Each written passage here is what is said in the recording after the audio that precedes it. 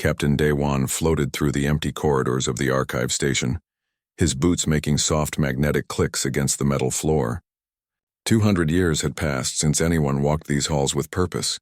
200 years since Earth went silent. He was one of only 12 humans still awake in the entire solar system, maintaining the equipment that kept 8 billion people asleep on the planet below. The station orbited Mars, a small structure compared to the massive cities that once filled Earth's orbit. Through the observation window, Daewon could see the red planet, peaceful and unchanged. Beyond it, somewhere in the darkness, was Earth, the blue jewel that humanity had nearly destroyed before choosing sleep over extinction. His communicator beeped. It was Hana calling from Earth. "Morning, Captain." Her voice crackled through the old speakers. "All systems normal down here." Another quiet day in paradise, Daewon smiled. Hana was the chief of the cryogenic facilities, responsible for monitoring the sleeping billions. She had been awake for 30 years, same as him. They took turns, him and 11 others, rotating through decades of consciousness while the rest of humanity dreamed.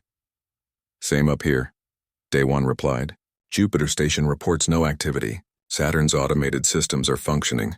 The solar system is exactly as empty as yesterday." "Good. Let's keep it that way." They ended the call. Daewon continued his rounds, checking systems that barely needed checking. The station practically ran itself. His job was more symbolic than necessary. A human presence, just in case. Just in case of what, nobody really knew anymore. The galaxy had moved on. After humanity sealed itself away, the other species flourished. They built empires, established trade routes, formed councils and alliances.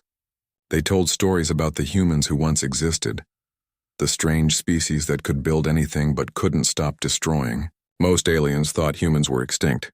Some believed they were myths. Only a few remembered the truth. Humans were sleeping, and there were very good reasons why nobody should wake them. On the far side of Jupiter, Ambassador Tae-young studied a holographic display. He was Velthron, a species that resembled tall, slender beings with crystalline skin that shifted colors with their emotions. Currently, his skin glowed a deep purple, the color of intense curiosity. The display showed old human transmissions, broadcasts from before the Great Hibernation. Tae-young had spent decades collecting them, fascinated by this extinct species. He watched their movies, listened to their music, read their books. Humans were remarkable, creative, passionate, capable of incredible beauty and terrible destruction. His communicator chimed. It was the Velthron Mining Consortium, the company he officially worked for. "Ambassador, we've located significant mineral deposits in the Sol system," the voice said. "Near Jupiter. We're sending a fleet to begin extraction." Tae-young's skin flashed red with alarm. "The Sol system? That's restricted space. The old treaties?" "Those treaties are 200 years old," the voice interrupted. "Made with a species that no longer exists. The Council has approved our claim. We begin mining operations next week." The call ended. Tae-young sat in silence, his skin cycling through colors too quickly. Fear, anger, concern. He pulled up the old records, the warnings that previous generations had left. One line stood out, written in 12 different languages. "Under no circumstances should any species enter the Sol system without explicit authorization. The humans sleep, but their defenses do not." He needed to warn someone. But who would listen? The first Velthron ships arrived 3 days later. They were massive mining vessels, designed to extract resources from gas giants. Their crews numbered in the thousands, workers eager to claim the riches of the legendary Sol system. Captain Daewon saw them on his sensors before they even crossed Neptune's orbit. His hands shook as he activated the emergency protocols, procedures that hadn't been used in 2 centuries. "Hana, we have a situation," he said, his voice tight. "On Earth?" Hana stared at her screens in disbelief. Red warnings flashed across every monitor. The automated defense grid, dormant for so long, was coming alive. Ancient satellites were powering up. Weapons platforms that predated the hibernation were running diagnostic checks. "Day 1, I'm seeing massive system activation. The defense network is waking up on its own. I know. There are alien ships in our system. Dozens of them. They're heading for Jupiter." Hana's fingers flew across her console. "I'm trying to shut down the automated responses, but they're not accepting my commands." "The system thinks we're under attack, aren't we?" She didn't answer. Instead, she pulled up the protocols for awakening the military command. Her hands hovered over the controls. This was the decision she had hoped never to make. Day 1 sent a broad-spectrum transmission toward the approaching fleet. Attention Velthran vessels. You are entering restricted space. This is your only warning. Leave immediately or face defensive measures. The humans are here. We are awake. We are watching. On the lead mining ship, the crew laughed when they received the message. 1 human? 12 humans? What could they possibly do? The ship's captain was a veteran of many mining operations. He had faced pirates, navigated dangerous asteroid fields, and dealt with hostile governments. He wasn't afraid of ghost stories. Ignore the transmission, he ordered. Continue to Jupiter. The fleet moved forward. They passed Mars without incident. They moved through the asteroid belt, their sensors greedily cataloging every resource-rich rock. Jupiter grew larger in their view screens, a magnificent giant promising incredible wealth. Then they saw it. A memorial satellite, old and delicate, drifting in a careful orbit. It was marked with symbols in a dozen languages, all saying the same thing. In memory of the 8 million who died in the Pacific War. May we never forget. May we never repeat. The mining ship's captain barely glanced at it. To him, it was just debris, something left behind by a dead civilization. He ordered his ship to continue on its course. The collision was almost gentle. The memorial satellite, fragile after 2 centuries in space, broke apart like glass. Its pieces scattered across space, glittering in the sunlight for a moment before tumbling away into darkness. On Earth, every alarm screamed at once. Hana watched in horror as the cascading protocols activated. She couldn't stop it. Nobody could. The destruction of the memorial wasn't just an accident. It was a trigger, carefully planned 200 years ago by people who understood what might happen if humanity slept too long. Deep beneath Earth's surface, in facilities spread across every continent, cryogenic pods began their awakening sequences. Not all of them, not yet, but the first wave. 10,000 pods carefully selected. 10,000 military personnel, officers and specialists who had volunteered to be the first responders if humanity ever needed defending again. Commander Jae-sung's pod opened with a hiss of cold air. His eyes fluttered open, taking in blurry shapes and bright lights. His mind was foggy, confused. He remembered going to sleep. He remembered the last sunset he had seen, beautiful and sad, knowing he might never wake up. But he was waking up. That meant something had gone wrong. Around him, others were waking too. Soldiers, pilots, engineers, each one confused, disoriented, not yet understanding why their long sleep had ended. Day 1 sent one final transmission to the Velthran fleet. His voice was steady, but there was something in it that made the alien captain finally pause. Something ancient and terrible. You broke something that mattered to us, Day 1 said. You destroyed a memorial to 8 million dead. Those people died because humans couldn't control themselves. They died because we were too good at killing. We went to sleep so we wouldn't kill anymore. But you just woke us up. The cosmos had one rule, just one. Don't wake the humans. You broke it. The Velthran captain finally felt afraid. But it was too late. On Earth, 10,000 pairs of eyes opened in the darkness. And they were very, very angry. Commander Jae-sung's first breath of air in 200 years burned his lungs. Medical staff rushed around him. People he didn't recognize wearing uniforms he had never seen. Everything was wrong. Everything was different. Commander, can you hear me? A woman's face appeared above him. She wore a simple gray uniform with no insignia he recognized. My name is Hana. I'm going to help you understand what's happening. Jae-sung tried to speak, but his throat was too dry. Hana held water to his lips. He drank, coughed, then finally managed to croak out a question. How long? 200 years, Commander. You've been asleep for 200 years. The world spun. 200 years. Everyone he knew was gone.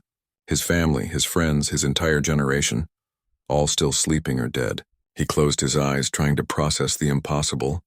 Why am I awake? He asked. Hana's expression darkened. Because we have visitors. And they aren't friendly. Over the next hour, as medical staff helped Jae-sung and the other awakened soldiers recover, Hana explained everything.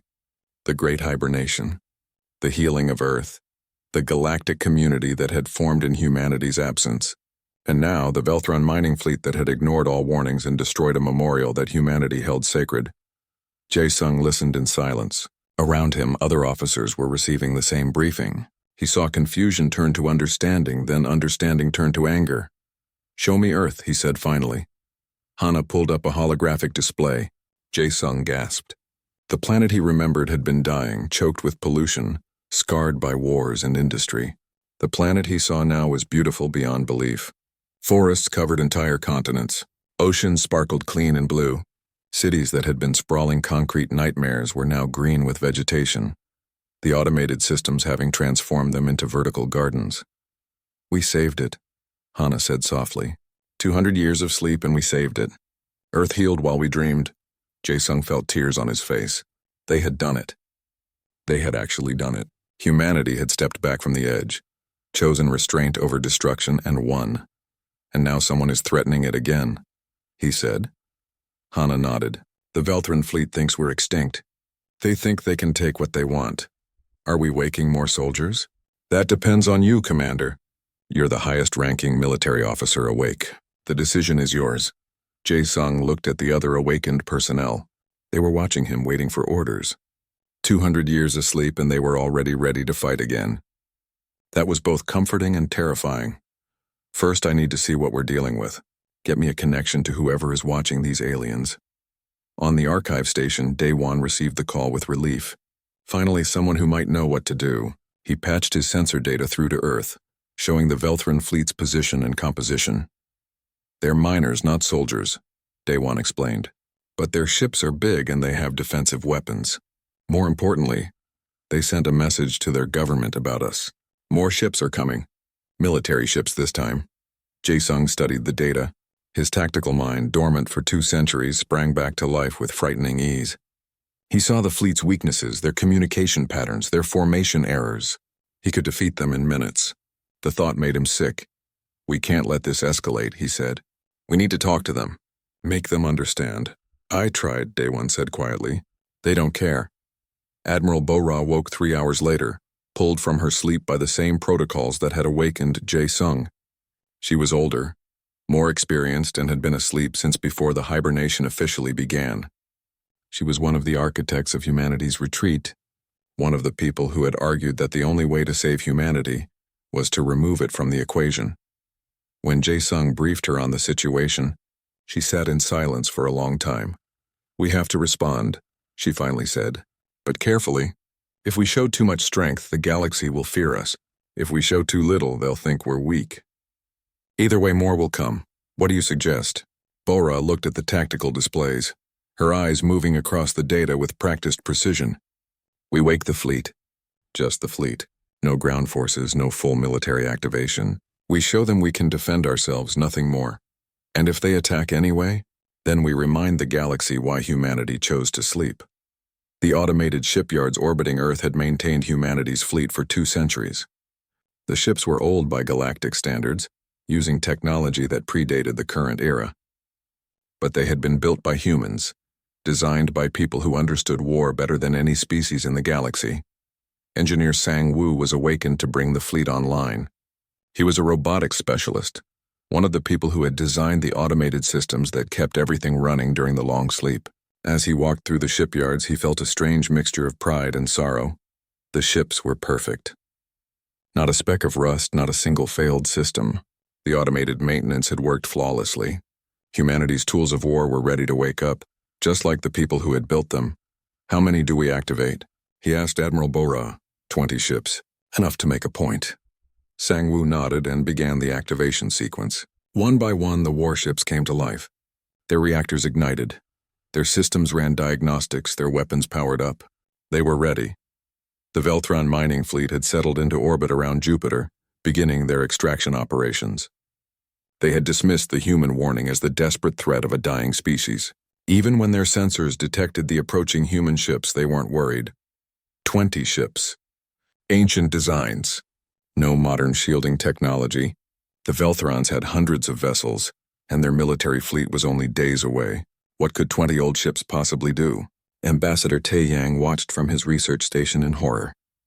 He had tried to warn everyone, but nobody listened. Now he watched as the human fleet took up position between the Velthrons and Jupiter. The formation was perfect, each ship positioned with mathematical precision. The Velthran fleet commander sent a message. Human vessels, you are outnumbered and outgunned.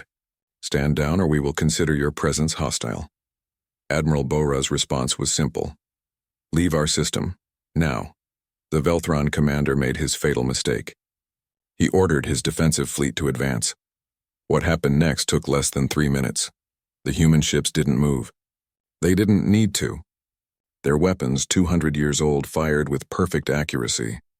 The Velthron's modern shields, designed to stop energy weapons and missiles, had never been tested against kinetic rounds fired at relativistic speeds.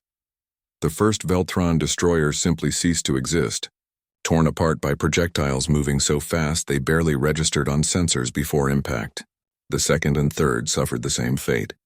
The fourth managed to raise an alarm before it was destroyed.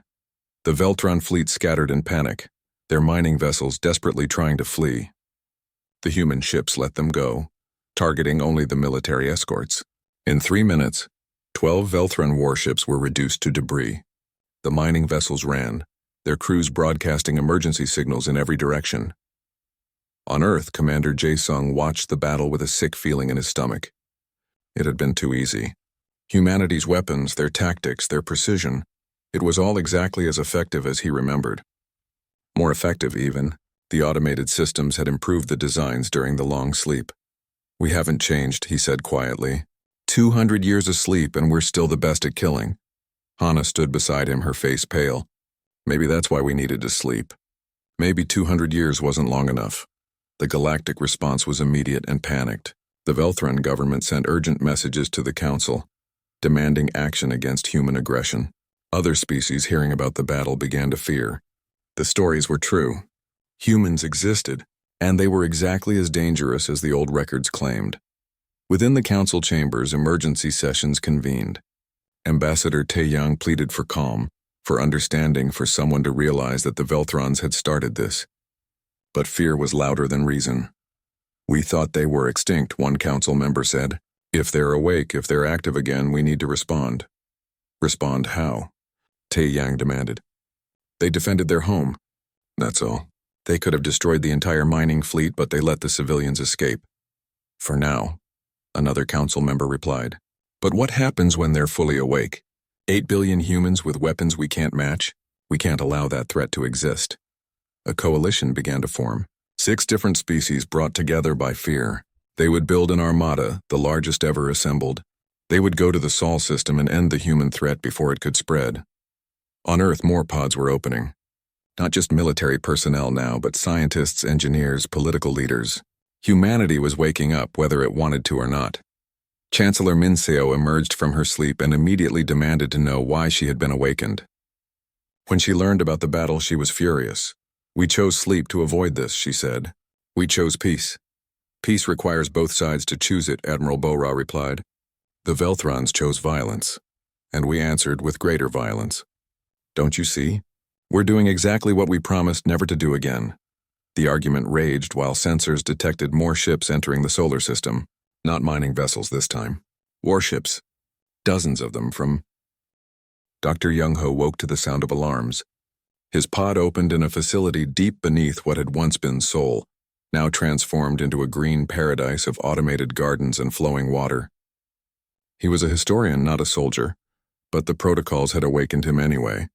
Someone thought humanity needed to remember its past. As medical staff helped him to his feet, Young-ho already knew what they needed him for. He had been one of the last people to enter hibernation, one of the architects of the Great Sleep. He had spent years documenting why humanity had chosen this path, ensuring that future generations would understand the choice they had made. They need you in the command center, a young woman told him. Her name tag read, Hana. They need to understand what we were before we slept. Young-ho nodded slowly. They need to remember the monster. The command center was a chaos of activity. Screens showed tactical displays, ship movements, sensor readings. Hundreds of awakened personnel rushed between stations, their movements efficient despite 2 centuries of sleep. Muscle memory, Young-ho thought. The human body remembers how to wage war. Commander Jae-sung saw him enter and waved him over. Dr. Young-ho, thank you for coming. We need access to the pre-hibernation archives. Which archives specifically? The war records. We need to know what capabilities we had before we slept. What weapons, what tactics, what ships. Young-ho felt cold despite the warm air. You want to remember how to kill efficiently. I want to know what we're capable of. The Coalition Armada approaching us has 200 ships. We have 20 active vessels. I need to know if we can defend Earth without waking the entire military. Young-ho sat at a console and began pulling up files that hadn't been accessed in 2 centuries. Video recordings appeared on screens throughout the command center. Soldiers stopped what they were doing to watch. The first video showed the Pacific War, the conflict that had killed 8 million people in 3 months. Human weapons had become so effective that battles lasted minutes. Cities fell in hours. The war had only ended when both sides realized they were destroying the planet itself. We built weapons that could crack continents, Young-ho explained quietly. Missiles that could pursue targets across star systems. Ships that could appear and disappear using drives we barely understood. We had soldiers enhanced with technology until they were barely human anymore. On the screen, a human strike team eliminated an enemy position in 15 seconds. Their movements were too fast for normal eyes to follow. Their weapons fired rounds that curved around cover and struck targets hiding behind walls. Those soldiers, Admiral Bora asked, are any of them still in cryo? Most of them, Young-ho said. We put the special forces under deeper protocols. They're not supposed to wake unless humanity faces extinction. Chancellor Min-seo entered the command center, her face set in hard lines. She had been briefed on the approaching armada during her revival. Now she watched the historical videos with growing horror. This is why we chose to sleep, she said. Not because we were weak, because we were too strong. We couldn't trust ourselves with this kind of power. Jae-sung turned to face her. And now we're facing a coalition that wants to destroy us. What would you have us do? Go back to sleep and let them win? I would have us remember that we're supposed to be better than this. The argument was interrupted by urgent alerts. The Coalition Armada had reached Saturn's orbit. 200 ships representing 6 different species, all united by fear of humanity. Their leaders sent a message broadcast on all frequencies. Humans of Earth, you have demonstrated hostile capabilities. The Galactic Council demands your immediate return to hibernation. You have 24 hours to comply. Failure to comply will result in the sterilization of your system. Engineer Sang-woo pulled Admiral Bora aside. I need to show you something. In the shipyards, something that was meant to stay sealed forever. They took a shuttle to the orbital facilities. Sang-woo led Bora through sections that had been locked since before the hibernation. Behind massive doors marked with warnings in dozens of languages, they found them. The deterrent fleet. 50 ships, larger than anything currently in service. These weren't built for defense. They were built for one purpose, to make any attack on humanity cost more than any enemy could afford to pay. We called them planet killers, Sang-woo explained. Each one carries enough firepower to destroy a world. We built them as a last resort, a guarantee that if humanity fell, we wouldn't fall alone. Bora walked among the dark ships, her reflection visible in their black hulls. These were supposed to remain locked forever. Yes, but the protocols give you the authority to activate them if Earth faces existential threat. Do you think we face existential threat? Sang-woo looked at her steadily. 200 ships versus our 20. They're not coming to negotiate. They're coming to eliminate us. What do you think? Back on Earth, Captain Soo-jin emerged from her cryopod. She was Special Forces, one of the enhanced soldiers that Young-ho had mentioned. Her body was augmented with technology that made her faster, stronger, more aware than any baseline human. She had volunteered for the enhancements during the Pacific War, when humanity needed every advantage. The enhancements had given her nightmares. The things she could do, the things she had done. When the hibernation was announced, she had volunteered immediately. Sleep meant she wouldn't have to be a weapon anymore. Now she was awake and someone thought they needed a weapon. Captain Soo-jin, Commander Jae-sung greeted her. Thank you for— Don't thank me, she interrupted. Tell me why you woke me up. He explained the situation. The coalition. The ultimatum. The probability of conflict. Soo-jin listened without expression. Then she asked the only question that mattered. How many of my people did you wake? None yet, just you. I wanted to ask if waking them is necessary. If you woke me, you already know the answer. You want us to do what we do best. You want us to make them afraid. I want options. We're not options. We're the last choice you make before you stop caring about consequences. She looked at the tactical displays showing the approaching armada. But I'll tell you this. If you wake my soldiers, we can destroy that fleet before they reach Earth. All of them. It won't even be difficult. At what cost? The cost of remembering what we really are. The cost of becoming monsters again. Ambassador Tae Yang sent a desperate message to Earth bypassing official channels. He had stolen a fast courier ship and was racing toward the Sol system, trying to reach humanity before the Armada did. Please listen, his message said. The Coalition is afraid. They're acting from fear, not malice. If you can show them you're not a threat, if you can demonstrate restraint, there might be a chance for peace. But if you fight, if you show them the full extent of your capabilities, they'll never stop. Fear will spread across the galaxy and more will come. Please find another way. Hana received the message and brought it to the command center. They watched the Velthran ambassador's plea in silence. He's right, Chancellor Mincio said. If we fight this battle, we start a war we can never finish. The galaxy will hunt us until one side is extinct. And if we don't fight? Admiral Bora asked. If we let them destroy us to prove we're peaceful? That's not survival. That's surrender. Dr. Young-Ho pulled up another set of files. There's something else you should see. Before the hibernation, we ran projections. Computer simulations of what would happen if humanity ever woke and went to war again. The simulations played across the screens. Every scenario ended the same way. Humanity won every battle and lost everything else. In the simulations, humanity's military superiority made other species desperate. They formed larger alliances. They built bigger weapons. Eventually, someone created something that could threaten Earth itself, and rather than let humanity survive, they used it. We destroyed ourselves, Young-Ho explained, not through weakness but through strength. Every victory made us more enemies. Every demonstration of power created more fear. In the end, the galaxy united against us completely, and even we couldn't fight everyone at once. Jae-sung stared at the simulations. So we're dead either way? Fight and die eventually, or surrender and die now? There might be a third option, Sang-woo suggested. What if we fight, but we fight smart? Not to destroy, but to disable. Not to kill, but to frustrate. Show them we can defend ourselves without showing them the full extent of what we can do. A demonstration, Bora said thoughtfully. Destroy their weapons, but not their ships. Disable their fleet without casualties. Can we do that? Mincio asked. The military officers exchanged glances. Finally, Jae-sung spoke. Yes, but it will require waking more personnel. Not just soldiers. Pilots with precision skills. Weapons specialists. Maybe 1 million people total. 1 million, Mincio repeated. That's already more than we wanted. It's less than the 50 million we'd need for total war. And significantly less than 8 billion. Soo-jin had been listening quietly. Now she spoke up. If you're going to do this, do it right. Wake my teams. Not for combat, for surgical strikes. We can hit their command ships, disable their communications, create confusion without causing casualties. Make them unable to fight without making them dead. The decision fell to Chancellor Mincio. She looked at Earth on the main screen, beautiful and healed. Then she looked at the approaching armada. The battle began at dawn, Earth time. Not because of any tactical advantage, but because someone in command thought humanity should witness this moment under daylight. A reminder of what they were defending.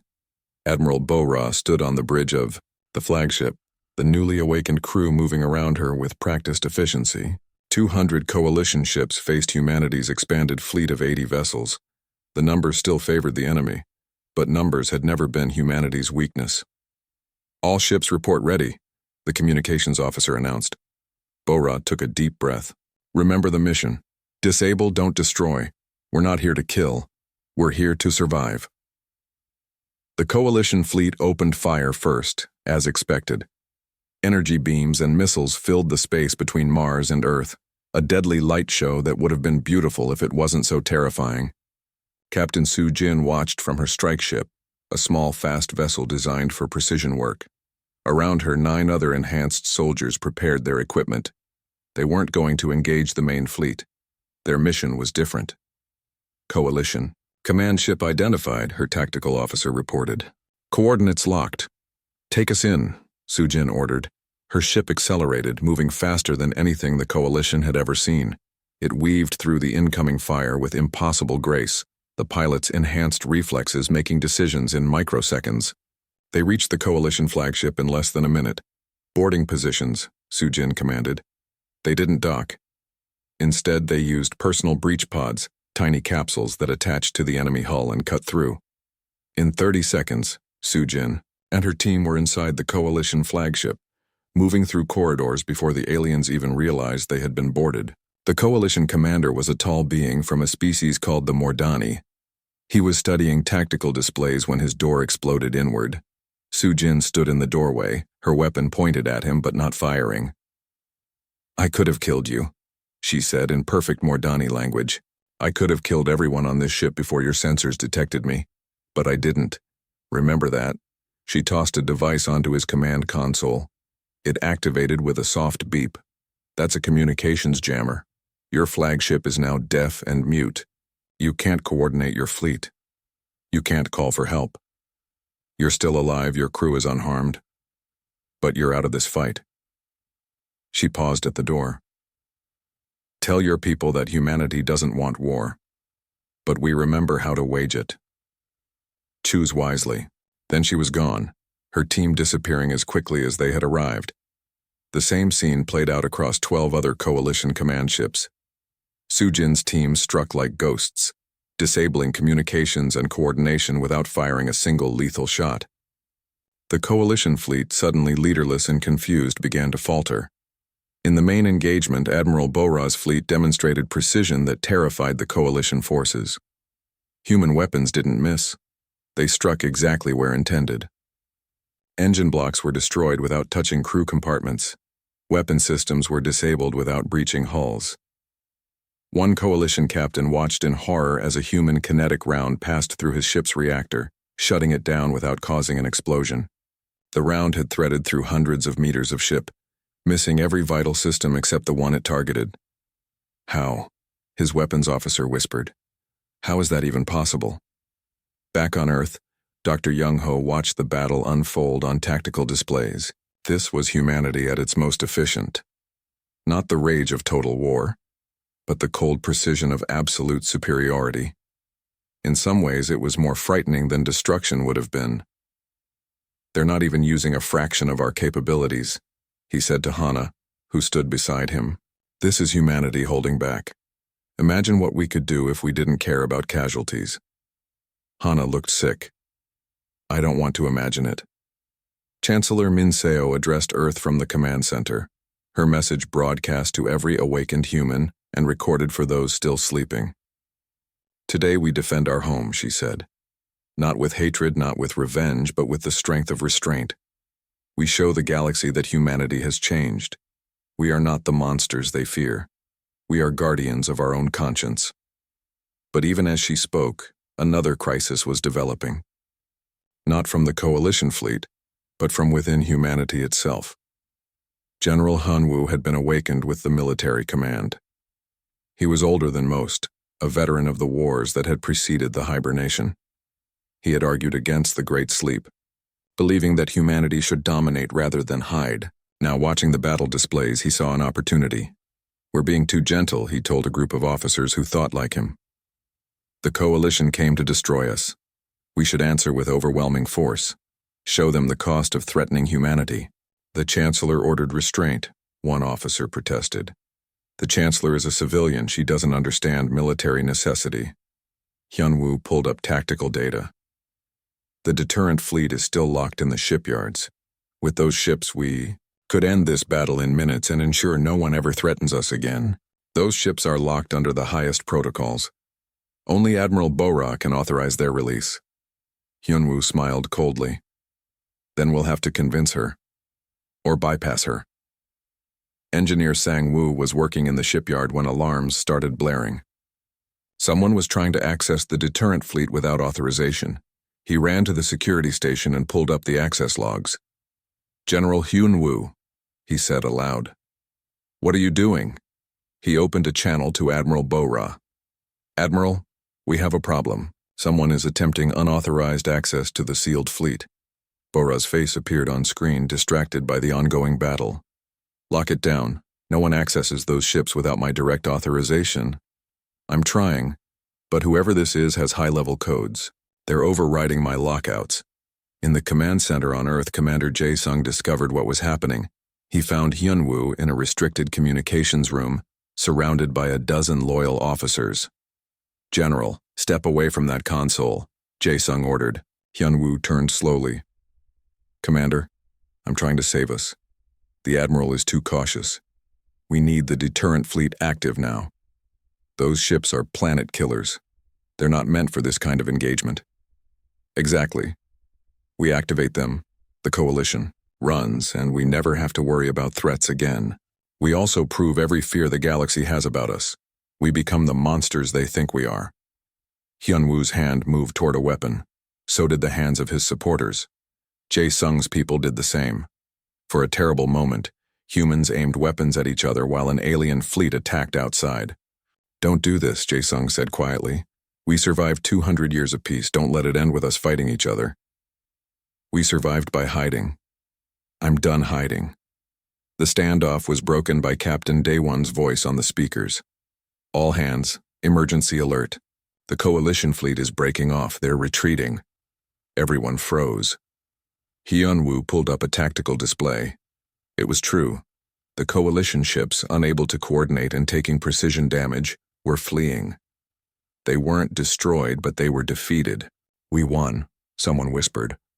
"We won because we showed restraint," Jae-sung said, staring at Hyun-woo.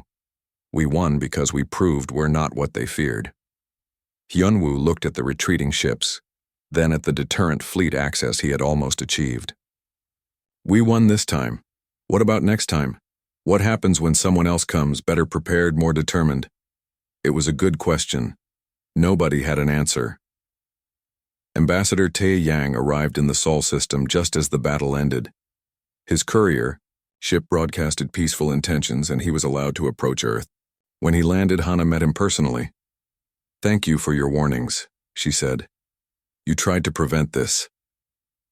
Tae Yang's crystalline skin was pale blue, the color of deep sadness. "I failed. The battle happened anyway. But it ended better than it could have. Your people are alive. Our people are alive. That's something." He looked at her with strange eyes. "Is it? Or did we just delay the inevitable? The galaxy knows now that humans exist and can fight. Fear will spread. More will come." Captain Sujin returned from her mission, her team reporting 0 casualties inflicted. They had disabled 12 ships without killing a single enemy soldier. It should have felt like a victory, but she only felt tired. Dr. Young-ho found her sitting alone, staring at her hands. Enhanced hands, capable of incredible things. "We did well today," he said. "We proved we could win without killing. That's not the same as proving we're not dangerous." "No," Young-ho agreed. "But it's a start." The reports started coming in immediately after the battle. The Coalition fleet had retreated, but they had broadcast detailed information about human capabilities. The recordings showed human precision, human technology, human soldiers who moved like ghosts and struck with impossible accuracy. Across the galaxy, governments watched these recordings. Some saw a species worth respecting. Others saw a threat that needed eliminating. And a few saw an opportunity. On a distant station, a shadow government known as the Crimson Accord studied the battle data with intense interest. They were a group that operated between the official powers, manipulating events for profit and influence. "Fascinating," one member said. "The humans are exactly as capable as the old records claimed." "They're also restrained," another noted. "They could have destroyed the Coalition fleet but chose not to. Restraint born from fear of themselves. That's exploitable." The first. 50 years passed like a dream. Commander Jae-sung, now just Jae-sung, retired from military service, stood in a garden on Earth and watched young people walk past. They had been born after the battle, part of the first generation of humans to grow up in the rotation system. They knew about the Great Sleep only from history lessons. To them, humanity's current existence was normal. 100 million humans awake at any time, 10-year rotations. Those who completed their rotation could choose to sleep again or stay awake. Most chose sleep, trusting the next generation to carry on. The system worked. Earth continued to heal. Humanity engaged with the galaxy cautiously but peacefully. The garden where Jae-sung stood had once been Seoul. Now it was a green paradise. Buildings transformed into vertical forests, streets flowing with clean water. He had lived through the rotation 3 times now, serving 30 years awake while others slept. He was tired but content. "Grandfather," a voice called. Jae-sung smiled. Not his actual granddaughter. His real family was still sleeping, but that's what the young people called him. A term of respect for someone who had lived through the old times. A young woman approached. Her name was Minji, and she was about to complete her first rotation. "I wanted to ask your advice. My 10 years are ending. Should I sleep again or stay awake?" "Why would you stay awake?" Minji looked up at the sky. "There's so much to see out there. Ambassador Taeyang says more species want to meet us. We're building relationships, exploring new worlds. I don't want to miss it. And if you stay awake, you'll miss your family when they sleep. You'll watch the world change without them. It's lonely. You stayed awake 3 times. I had a duty. You have a choice. That's better." They walked together through the garden. Around them, other humans went about their lives. Some were scientists studying the galaxy. Others were diplomats building bridges with alien species. Some were simply living, enjoying the peace that humanity had bought with 200 years of sleep. "What's it like?" Minji asked. "The galaxy, I mean. Are they still afraid of us?" Jae-sung considered the question. "Some are, but many have learned we're not monsters. We trade, we share knowledge, we help when disasters strike. Admiral Bora commands a fleet that protects shipping lanes for all species. Captain Sujin trained special forces from other worlds in precision tactics that minimize casualties. We're becoming teachers instead of threats. But we could still be threats. If we wanted, yes, and everyone knows it. That's what makes the peace work. They know we could hurt them, but we choose not to. That's more powerful than any weapon." On Mars, in a small diplomatic station, Ambassador Taeyang met with his human counterpart, Ambassador Jiwoo. They had worked together for 30 years, building trust between humanity and the rest of the galaxy. "The Velthran Empire wants to apologize," Taeyang said. "Formally, they want to hold a ceremony at the memorial site they destroyed." Jiwoo, who had been a civilian awakened specifically for diplomatic work, considered this. Will their people accept it? Or will they see it as weakness? Some will see it as weakness. But their new leadership understands that the alternative is worse. Fear breeds conflict. Respect breeds peace. I'll recommend it to Chancellor Min Seo. Taeyang's skin shifted to a warm gold, contentment. "Thank you. For everything. You could have destroyed us all 50 years ago. Instead, you chose to save us from our own fear. We chose to save ourselves from our own capabilities. Saving you was just a bonus." They both laughed, the sound strange and comfortable at once. Human and alien. Friends after decades of careful trust building. Dr. Hana was old now, having stayed awake for the entire 50 years. She refused to sleep, insisting that someone who remembered the awakening needed to stay conscious to guide the young. She worked in the cryo facilities still, maintaining the systems that kept billions sleeping peacefully. Dr. Young-ho visited her often. He had also stayed awake, maintaining the archives and teaching history to each new generation. "Do you ever regret it?" Hana asked him one day. "Staying awake? Missing the chance to skip forward?" "Every day," Young-ho admitted. "But someone needs to remember. The young ones, they don't understand how close we came to becoming monsters again. They think it was easy. It wasn't easy. It still isn't. No, but it's working." Engineer Sang-woo had finally entered hibernation after 40 years awake. Before he slept, he had trained a new generation of engineers to maintain the systems. One of them, a young woman named Bo Young, now oversaw the shipyards. She walked through the facilities where the deterrent fleet remained sealed. 50 ships still locked behind doors marked with warnings. Bo Young ensured those seals were maintained, checked, and strengthened. The ships would stay sealed. Forever, if humanity was lucky. "Why not destroy them?" her assistant asked. "If we're never going to use them, why keep them?" "Because someday, someone might need to know they exist," Bo Young said. "Not to use them, but to know that we had the power and chose not to. That's important." Chancellor Min Seo had served 5 terms, then finally entered hibernation. The new chancellor was a young man named Tae-won, born after the battle. He had campaigned on a platform of further integration with galactic society. "We've hidden long enough," he said in his inaugural address. "It's time to show the galaxy who humans really are. Not warriors, but builders. Not destroyers but creators, his policies were ambitious. Open Earth to limited alien visitation. Expand human presence in galactic institutions. Share more technology and knowledge. Some supported him enthusiastically. Others worried he was moving too fast. Admiral Bora, now ancient but still sharp, advised caution. Peace is like a plant. It needs time to grow deep roots. Rush it and it falls over in the first wind. With respect, Admiral, 50 years is not rushing. It's patience. 50 years is nothing. Remember, we slept for 200 before that. The galaxy still remembers what we were. Captain Su Jin had entered hibernation after 30 years, her enhancements finally wearing her down. Before she slept, she trained a new generation of special forces. She taught them precision, control, and most importantly, restraint. You are weapons, she told them. The most dangerous weapons humanity has ever created. But weapons serve purposes. Your purpose is not to kill, it's to prevent killing. Remember that. Always. The young soldiers listened with the intensity of students learning sacred knowledge. They understood the responsibility they carried. Ambassador Tai Young grew old gracefully, his crystalline skin fading to a soft silver. He had become humanity's greatest advocate in the galaxy, speaking about human restraint, human potential, human friendship. When he finally grew too old to work, he retired to Earth, accepted as an honorary human. I never thought I'd die on Earth, he told Ambassador Jiwoo at his retirement ceremony. The planet I once thought was empty. You're always welcome here. You helped build this peace as much as any of us. In the Galactic Council, humanity had earned a seat. Not through force, but through 50 years of steady, reliable cooperation. They were no longer the terrifying unknown.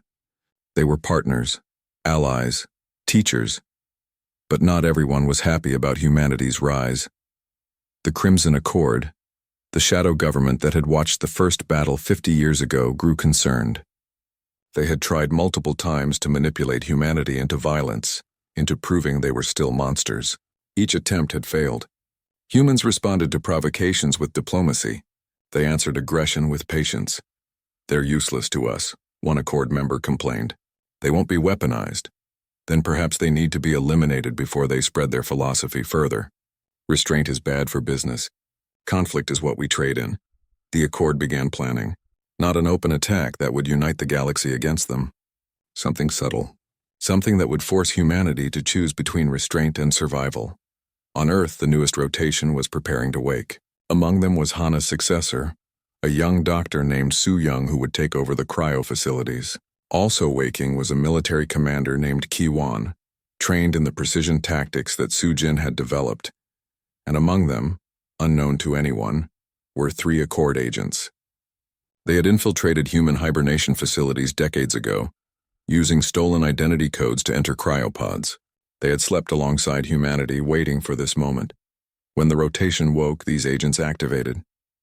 Their mission: sabotage Earth's environmental systems, make it look like a natural disaster, but severe enough that humanity would need to wake everyone. All 8 billion people. The planet's ecosystem couldn't support that many.